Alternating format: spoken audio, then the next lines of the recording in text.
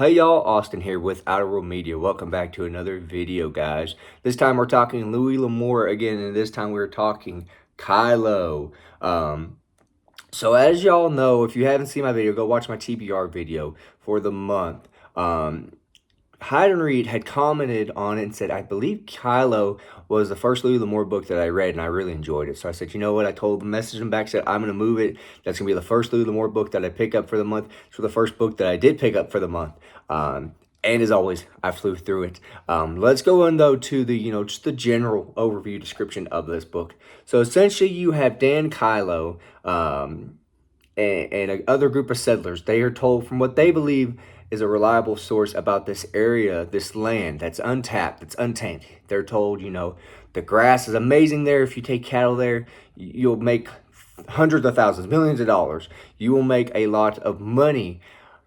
It's going to be a little bit of a trek kind of getting there, which is to be expected in the Old West, kind of having a wagon train. Nothing was ever easy. But they got more than what they bargained for in this book. So kind of starting off, you had, like I said, you had the main character, Killoe. You have other characters in this wagon train that, are important. But Dan Killoe is going to be your main character in this book.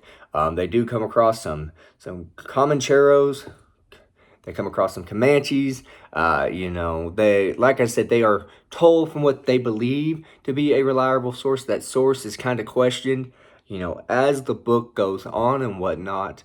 And in this book, Dan Killoe is, his long lost stepbrother comes back. Haven't seen him for quite a few years, and his stepbrother's treating him like a kid yet again, like when he left 8 or however many years it was.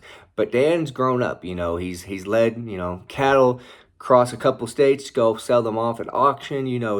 He's grown up in the West. And as most kids do when they grew up in the West, they grew up quick and they grew up fast. And so this story, like I said, is about them just trying to get to this land that they believe they are, expecting to be amazing, and just everything that happens along the way. I will say, for a 150-page book, I've read quite a few Louis Lamour books, guys, as y'all know if you're a subscriber to the channel, if you've seen any of my other, reviews of his book. I'd like to think I've read quite a few. I have over 100 in the collection. I have not read that many, but it always amazes me to see how much stuff Lamour can fit inside a 150-page book. After, about 2 or 3 chapters in, about 2 chapters in, actually, guys, I kind of started getting the feeling of, this is kind of feeling a little bit like Lonesome Dove. They're trying to move cattle to this area that's kind of untamed. They expect there to be Indians along the way and all this. And I kind of felt like that a little bit, but not necessarily. Obviously, Lonesome Dove is a thick book, and this is 150 pages. So I feel like if, Larry McMurtry were to have written, Lonesome Dove in under 150 pages, I kind of feel like that kind of would be like this. And I know there's probably going to be people that are like, how can you compare that to one of the greatest Western or one of the greatest novels of all time? I'm just saying, that's kind of what this felt like to me. It really did. Sorry, my face keeps itching. It really felt like it was kind of in the vein of, Lonesome Dove. And I didn't check to see when this was published. I need to. You know what? Let me check here real quick. And if you let me know down in the comments when Lonesome Dove was published, guys. This came out in 62. I think this might have came out right before Lonesome Dove. I don't know.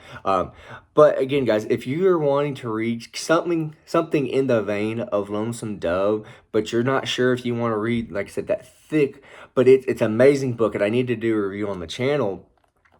But if you kind of want to get a feel for what that would be like, pick up Killoe. That's kind of what this felt like to me. You don't have the multiple person, perspective and whatnot. So it really is trimmed down. But again, guys, Killoe, this was such a great book. I did not like the ending. I will say that. You have a character who, and I tried to make these, spoiler free, but there's a character who really should have got their comeuppance, and they didn't. So that kind of, and I get it, this is kind of in the vein of like a John Wayne Western. I love John Wayne Westerns, don't get me wrong. But you know, the John Wayne Westerns was black and white. You had your good guys, you had your bad guys. There was no mixed. There was no in between. You know, versus like your Clint Eastwood movies or something like that. And I've used that comparison before, but that's kind of what this felt like. You had, you know, suddenly they weren't, you know, necessarily, oh, this is, you know, a guy that's been, you know, trying to scheme against us this entire time. It's, oh no, he's on our side again. And I didn't really like that. Again, I really enjoyed this book. This is one I definitely will pick up again to read. I really can see myself doing that, especially since I read it in less than a day. I mean, I blew through this book, which I expected to do. But again, guys, Killoe by Louis Lamour. Should y'all pick this up? Yes, I recommend it. You know, as always, I recommend probably just about any Louis Lamour book.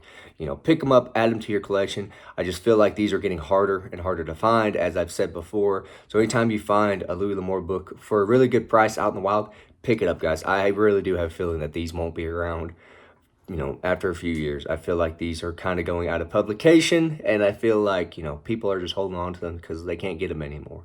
But again, guys, Killoe by Louis Lamour. Pick it up. You will enjoy it. Y'all have a good one.